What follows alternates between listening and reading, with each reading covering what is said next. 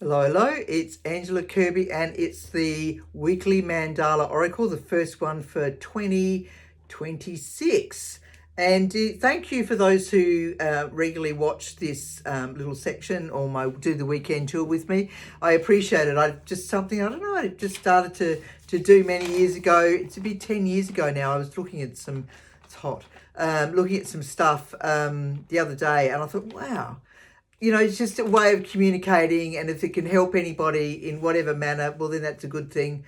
And it is what it is. So, and if there's any questions you ever wanted to ask me or connect in with some of the work that I offer, you certainly can do that. But in the meantime, it's the weekly Mandala Oracle. And what is the first Mandala Oracle, or Mandala Oracle that we are to have guide us through this next week. So taking from my book, Creating Wisdom and Magic in Life and Love, I'm going to choose one randomly. What is it that we could do with knowing that would benefit from? All right, new. That's a good one. This one's really rather ET looking, isn't it? So, and if you wanted to go to, this is number 12. If you wanted to see this one up close and personal, you can go to my website and look at Mandalas in Life and scroll down to number 12. And you can do a little bit of a meditation, a bit of writing around that if you wanted to. Some insights came through and see how it relates to you. And if you wanted to ask your own questions, you can actually purchase the access to those mandalas. And then you've got you can ask whatever question that you'd like and choose a number from 1 to 54, and that will be the answer that's most relevant to what the question you're asking. But you've also it's learning to put the question in a way doesn't leave yourself too open or keep repeating repeating that question.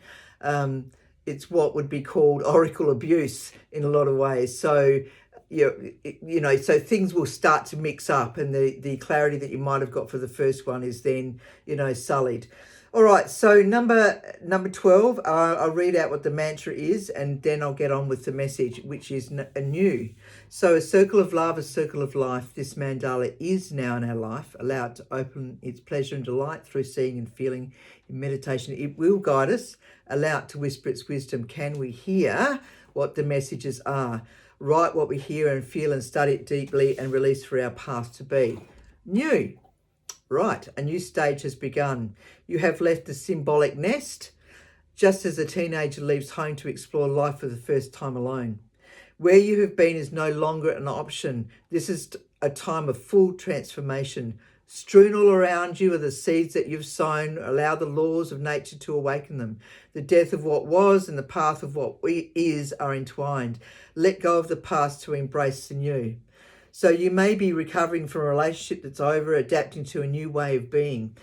Grieve for what has finished, acknowledging any sadness whilst being gentle with yourself.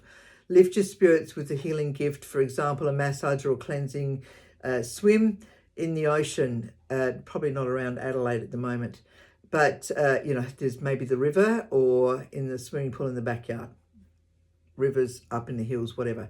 Contemplate this mandala to assist with releasing any grief or heavy energies from your being. You are safe, move forward, and with self-love.